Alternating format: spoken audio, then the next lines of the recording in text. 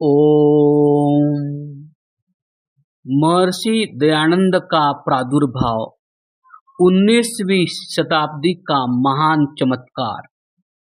चौथा भाग। संसार के महान उपकारक महर्षि दयानंद। सत्यार्थ प्रकाश की रचना। सत्यार्थ प्रकाश ऋषि त्रयी में दूसरा और अतीव महत्वपूर्ण है उनका अमर ग्रंथ सत्यार्थ प्रकाश। सत्यार्थ प्रकाश की भूमिका में महर्षि ने लिखा है, मेरा इस ग्रंथ के बनाने का मुख्य प्रयोजन सत्य सत्य अर्थ का प्रकाश करना है, अर्थात जो सत्य है उसको सत्य और जो मिथ्या है उसको मिथ्या ही प्रतिपादित करना। पक्षपातपूर्ण ढंग से सोचने और सत्य को जानने, मानने और प्रतिपादित करने में महान अंतर है। महर्षि स्वामी दयानंद का तो स्पष्ट मत है कि जो पदार्थ जैसा है उसको वैसा ही कहना, लिखना और मानना सत्य कहता है। इस विचार सरणी पर चलकर मनुष्य स्वयं तो सत्य को प्राप्त होता ही है, साथ ही विश्व मानवता के लिए भी वास्तविक तथ्य अर्थात सत्य को उद्घाटित कर देता है। आगे पुनः ऋषिवर लिखते हैं, जो मनुष्य पक्षपाती होता है वह अपने असत्य को भी सत्य और दूसरे विरोधी मत वाले के सत्य को भी असत्य सिद्ध करने में प्रवृत्त होता है, इसलिए वह सत्य मत को प्राप्त नहीं हो सकता। ऐसा व्यक्ति संसार का कहिए या सबका कह लीजिए हितकारक क्या सिद्ध होगा? स्वयं अपना भी वास्तविक हित नहीं कर सकता। इसके पश्चात अगली ही पंक्तियों में उन्होंने निष्पक्ष होकर विद्वान मात्र का, किसी एक मत अथवा देश विशेष के नहीं अपितु विश्व भर के आप्त विद्वानों का निम्न शब्दों में उद्बोधन किया है कि विद्वान आप्तों का यही मुख्य काम है कि उपदेश व लेख द्वारा सब मनुष्यों के सामने सत्यासत्य का स्वरूप समर्पित कर दें।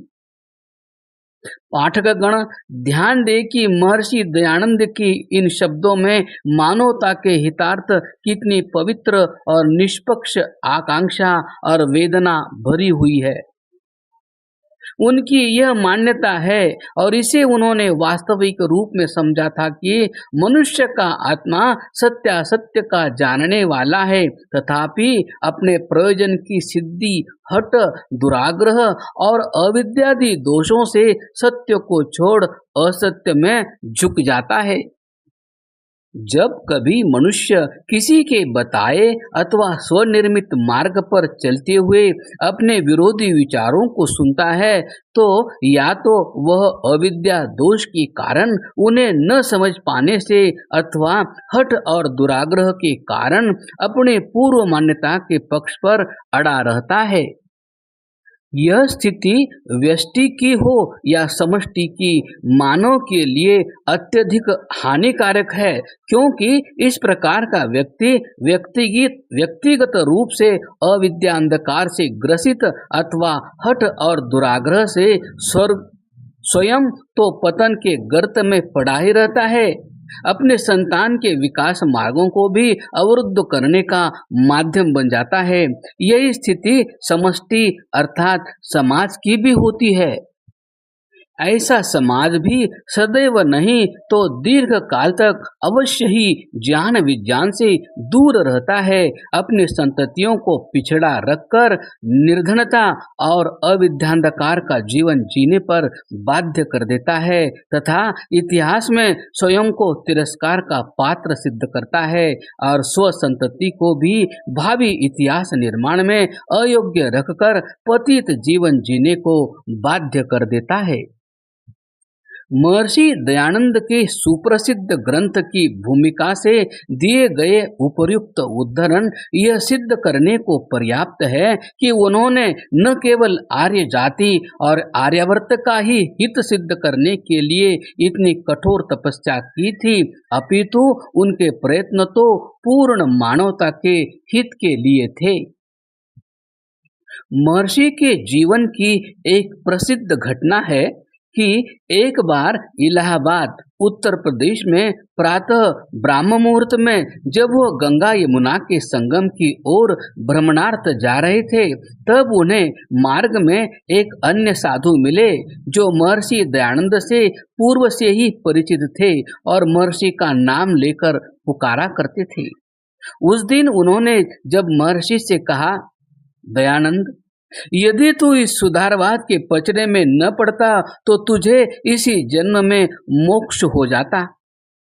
यह शब्द सुनकर महर्षि ने उत्तर दिया, महात्मन, मुझे अपनी मोक्ष की चिंता नहीं है।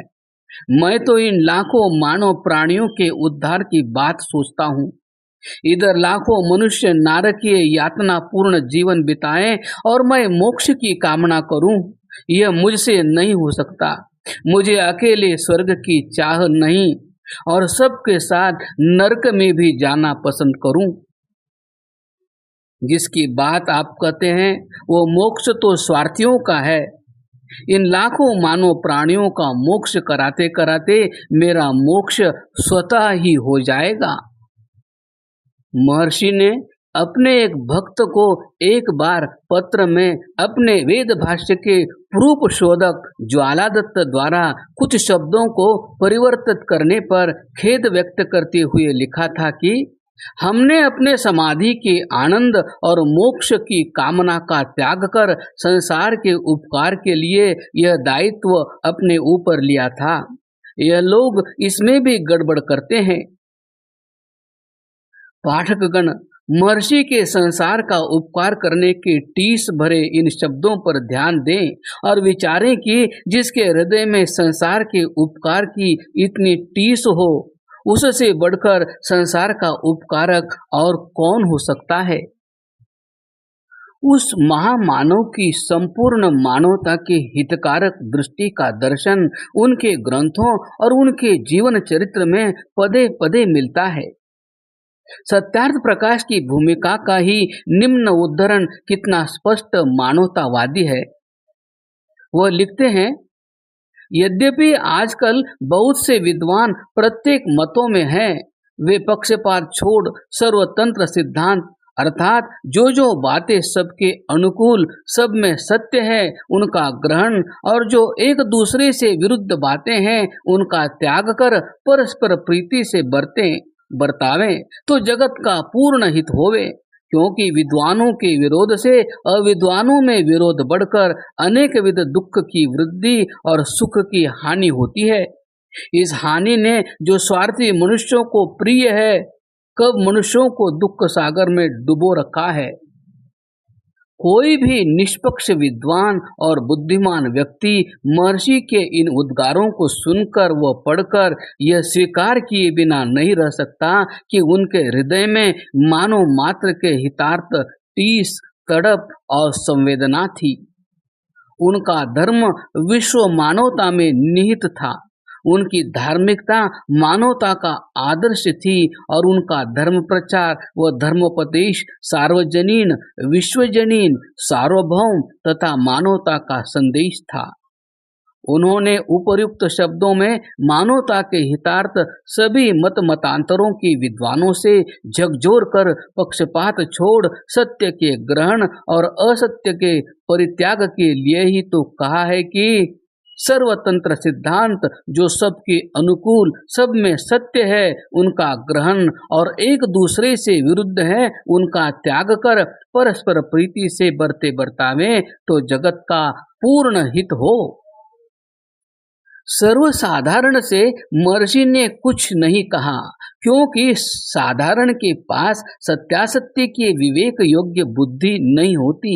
यह कार्य तो मनस्वी जनों का ही है और ऐसे लोग प्रत्येक वर्ग तथा प्रत्येक क्षेत्र में कम ही होते हैं तथा महाजनों येन गतः सह पंथाः के अनुसार सर्वसाधारण इन्हीं मनस्वियों तथा तथ्यान्वेषक जनों के मतानुसार आचरण किया करते हैं। उपर्युक्त उद्धरण के अंत के शब्द हैं, विद्वानों के विरोध से अविद्वानों में विरोध बढ़कर अनेक विध दुख की वृद्धि और सुख की हानि होती है। इस हानि ने जो स्वार्थी मनुष्य को प्रिय है, सब मनुष्यों को दुख सागर में डुबो रखा है।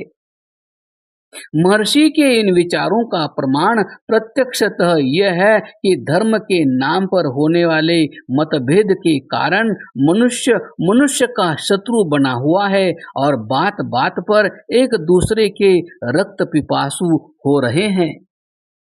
यूरोपीय राष्ट्रों में नितांत वैज्ञानिक सृष्टि व्यवस्था अनुसार पृथ्वी को गोल कहने तथा सूर्य के चारों ओर घूमने वाली कह देने पर विवेक बुद्धि खोजी जनों को घोर मतवादी तथा कट्टरपंथी व्यक्तियों और सरकारों के द्वारा घोर यातनाएं भोगनी पड़ी, देश निकाले दिए गए और जीवन से हाथ तक धोने पड़े, क्योंकि मतवादी अविद्याग्रस्त लोग और उनके हाथों की कठपुतली सरकारें अपने संप्रदाय के मतवादी नेताओं को ठीक समझते थे और उनके मतवादी नेता अपने अहम की पूर्ति के लिए हठ और दुराग्रह के कारण सत्य को उजागर नहीं होने देना चाहते थे, या फिर इतने अविद्याग्रस्त और बुद्धिहीन थे कि वैज्ञानिक दृष्टिकोण को समझ नहीं सकते थे और उनकी मान्य पुस्तक बाइबिल में इस प्रकार